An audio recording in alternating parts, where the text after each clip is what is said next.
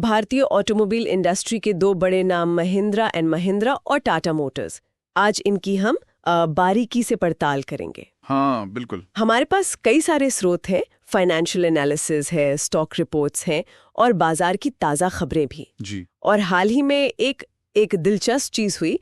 महिंद्रा ने market cap में मतलब बाजार पूंजीकरण में टाटा मोटर्स को थोड़े समय के लिए पीछे छोड़ दिया था। अच्छा। हाँ, हालांकि अगर पिछले 3 साल देखें तो टाटा मोटर्स के शेयर्स ने तो कमाल का मतलब 445% का जबरदस्त रिटर्न दिया है। 445%। जी, जबकि महिंद्रा का रिटर्न 176% रहा। तो ये काफी बड़ा अंतर है। तो सवाल ये उठता है कि इन दोनों कंपनियों के बीच आखिर चल क्या रहा है। चलिए आज इन स्रोतों के जरिए इनकी मौजूदा स्थिति, रणनीतियां, फाइनेंशियल हेल्थ और भविष्य की संभावनाओं को खोलकर समझते हैं। जरूर। शुरुआत करते हैं बाजार में इनकी पकड़ से, मतलब मार्केट परफॉर्मेंस और सेल्स से। हाँ, महिंद्रा एंड महिंद्रा जिसे M&M कह रहते हैं, नवंबर 2023 में उनकी SUV बिक्री में 32% की शानदार बढ़ोतरी हुई थी।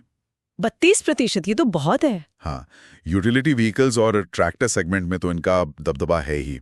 असल में M&M वॉल्यूम के हिसाब से देखें तो दुनिया की सबसे बड़ी ट्रैक्टर बनाने वाली कंपनी है। अच्छा, दुनिया की सबसे बड़ी? हाँ, वॉल्यूम में। और ग्रामीण भारत में इनकी पकड़ बहुत मजबूत है। सही। दूसरी तरफ टाटा मोटर्स है। उनका प्रदर्शन हालांकि नवंबर 2023 में कुल घरेलू बिक्री थोड़ी गिरी थी, फिर भी काफी स्थिर रहा है। हाँ। और उनका पोर्टफोलियो भी काफी फैला हुआ है। पैसेंजर व्हीकल्स यानी PV, कमर्शियल व्हीकल्स यानी CV और जाहिर है Jaguar Land Rover JLR। CV segment में तो टाटा मोटर्स मार्केट लीडर हैं ही। जनवरी 2024 तक का मार्केट शेयर देखें तो टाटा मोटर्स का करीब 15% था और M&M का 11% के आसपास। लेकिन हाँ, वो जो SUV सेगमेंट है उसमें M&M का हिस्सा ज्यादा है, करीब 19-20%। हाँ, ये महत्वपूर्ण है। और हाल के आंकड़े भी देखें, जैसे अप्रैल 2025 में M&M ने टाटा मोटर्स से ज्यादा पैसेंजर गाड़ियां बेची और जून 2025 में M&M की कुल बिक्री 14% बढ़ी, उत्पादन भी 20% बढ़ गया। तो मोमेंटम दिख रहा है। तो ये तो हुई बाजार और बिक्री की बात, लेकिन कंपनियों की तिजोरी का क्या हाल है? फाइनेंशियल परफॉर्मेंस कैसा दिख रहा है? हाँ, वो भी जरूरी है।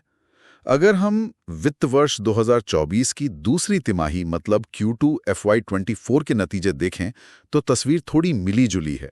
अच्छा, कैसे? M&M का रेवेन्यू मतलब आमदनी वो तो प्रभावशाली तरीके से बढ़ी, करीब 29,870 करोड़ रुपए से 34,436 करोड़ हो गई। ये तो अच्छा है। हाँ, लेकिन उनका जो टैक्स के बाद का लाभ है यानी PAT वो गिर गया, 3,021 करोड़ रुपए से घटकर 2,348 करोड़ रह गया। अरे, रेवेन्यू बढ़ा लेकिन मुनाफा गिरा, ये तो थोड़ा अजीब है। क्यों हुआ ऐसा, कुछ आइडिया? हाँ, मतलब स्रोत बताते हैं कि बढ़ती लागत और शायद कुछ निवेश का असर रहा होगा। दूसरी तरफ टाटा मोटर्स ने कमाल का प्रदर्शन किया। क्या किया उन्होंने? उनका रेवेन्यू 79,611 करोड़ से उछलकर 1,05,128 करोड़ हो गया और सबसे बड़ी बात, वो 898 करोड़ के घाटे से निकलकर 3,832 करोड़ के मुनाफे में आ गए। वाह, ये तो जबरदस्त टर्न राउंड है। 898 करोड़ के घाटे से 3,832 करोड़ का प्रॉफिट। क्या ये मुख्य रूप से JLR की वजह से था? हाँ, इसमें JLR के प्रदर्शन का बहुत बड़ा हाथ रहा है। खासकर उनके मार्जिन सुधरे और वॉल्यूम भी बढ़ा। लेकिन घरेलू बिजनेस ने भी अच्छा किया। अच्छा। पूरे वित्त वर्ष 2024 को भी देखें तो JLR की वजह से टाटा मोटर्स का कुल रेवेन्यू और पैट M&M से काफी ज्यादा है। हाँ, वो तो होगा ही JLR का साइज देखते हुए। लेकिन M&M का पैट मार्जिन ऐतिहासिक रूप से थोड़ा बेहतर रहा है। उनका 5 साल का औसत नेट प्रॉफिट मार्जिन 5.11% है, जबकि टाटा मोटर्स का -1.24% रहा है। -1.24%, मतलब पिछले कुछ साल मुश्किल रहे हैं टाटा के लिए। हाँ, हालांकि हाल की तिमाहियों में स्थिति काफी सुधरी है, जैसा हमने देखा। तो ये जो फाइनेंशियल उतार चढ़ाव है, ये शेयर बाजार में कैसे दिख रहा है? निवेशक क्या सोच रहे हैं? शेयर बाजार का नजरिया भी काफी रोचक है। 2024 में मतलब इस साल अब तक M&M के शेयर लगभग 70% बढ़े हैं। 70%? हाँ, निफ्टी 50 में सबसे अच्छा प्रदर्शन करने वाला स्टार्ट रहा है ये। अरे वाह। वहीं टाटा मोटर्स के शेयर 25% बढ़े हैं। अच्छा, तो M&M इस साल ज्यादा भागा है। जी, जून 2024 में तो M&M रिकॉर्ड ऊंचाई पर पहुंच गया था और कुछ समय के लिए मार्केट कैप में टाटा मोटर्स से आगे भी निकल गया था, जैसा मैंने शुरू में कहा था। हाँ हाँ, याद है। ये तो कमाल है एमएनएम के लिए, खासकर जब हम देखते हैं कि लंबी अवधि में मतलब पिछले 3 सालों में टाटा मोटर्स का रिटर्न 445% रहा है, जो एमएनएम के 176% से कहीं ज्यादा है। बिल्कुल। तो ये हालिया रुझान दिखाता है कि शायद निवेशक एमएनएम की मौजूदा एसयूवी बाजार हिस्सेदारी में बढ़त और ट्रैक्टर बिजनेस में सुधार की उम्मीद को लेकर उत्साहित हैं। अच्छा। कुछ ब्रोकरेज फर्म्स जैसे बोफा, मोतीलाल ओसवाल, नुआमा, वो भी एमएनएम पर ज्यादा बुलिश दिखे हैं। और टाटा मोटर्स के बारे में, उनका जो डीमर्जर का प्लान है? हाँ, टाटा मोटर्स के हालिया डीमर्जर की घोषणा को कुछ विश्लेषक फिलहाल कोई बहुत बड़ा तात्कालिक असर डालने वाला नहीं मान रहे। शायद लॉन्ग टर्म में इसका असर दिखे। चलिए भविष्य की बात करते हैं। दोनों कंपनियों की रणनीतिक दिशाएं क्या हैं, खासकर इलेक्ट्रिक व्हीकल्स मतलब ईवीज को लेकर? देखिए, एमएनएम अपनी ईवीज के लिए महिंद्रा इलेक्ट्रिक ऑटोमोटिव नाम से एक अलग यूनिट बनाने की योजना बना रहा है। अच्छा, अलग कंपनी? हाँ, एक तरह से।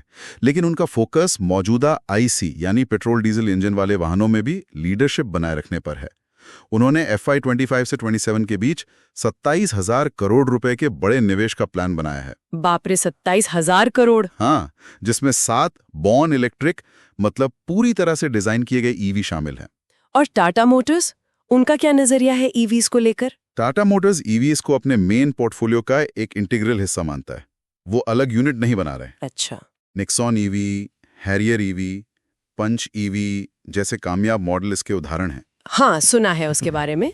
और जैसा आपने कहा, हाल ही में उन्होंने अपने कमर्शियल और पैसेंजर व्हीकल बिजनेस को 2 अलग-अलग लिस्टेड कंपनियों में बांटने यानी डीमर्जर की घोषणा की है। उम्मीद है Q3 FY 26 तक ये पूरा हो जाएगा। और उनका लक्ष्य क्या है?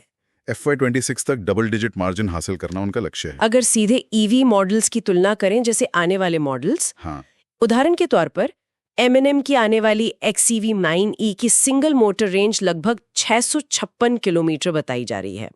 अनुमानित कीमत 22 लाख से 31 लाख के बीच। 656 किलोमीटर? हाँ। और टाटा हैरियर ईवी की AWD रेंज करीब 622 किलोमीटर है।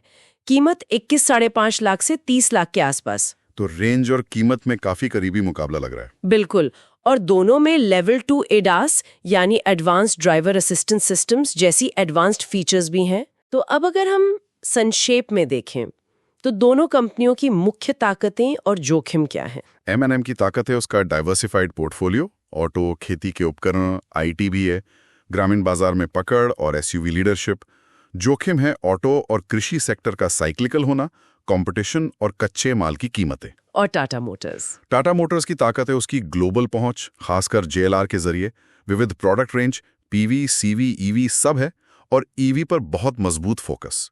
जोखिमों में ऑटो इंडस्ट्री का साइक्लिकल नेचर, करेंसी में उतार चढ़ाव, तगड़ा कंपटीशन और रेगुलेटरी बदलाव शामिल हैं। तो हमने देखा कि एमएनएम अपनी एसयूवी और ट्रैक्टर की मजबूती और अपेक्षाकृत स्थिर फाइनेंशियल स्थिति के साथ खड़ा है, वहीं टाटा मोटर्स अपनी ग्लोबल पोर्टफोलियो, ईवी में आक्रामक बढ़त और हालिया प्रभावशाली फाइनेंशियल सुधार के साथ आगे बढ़ रहा है। हाँ, और दिलचस्प बात यह है कि दोनों ही कंपनियां भविष्य के लिए अपनी अपनी खास रणनीतियों के साथ तैयारी कर रही हैं। बिल्कुल, और ये हमें कुछ अहम सवालों पर सोचने के लिए छोड़ देता है। जैसे जैसे ये ईवी क्रांति तेज हो रही है, क्या टाटा मोटर्स का वो इंटीग्रेटेड ईवी अप्रोच एमएनएम की अलग यूनिट वाली रणनीति पर भारी पड़ेगा?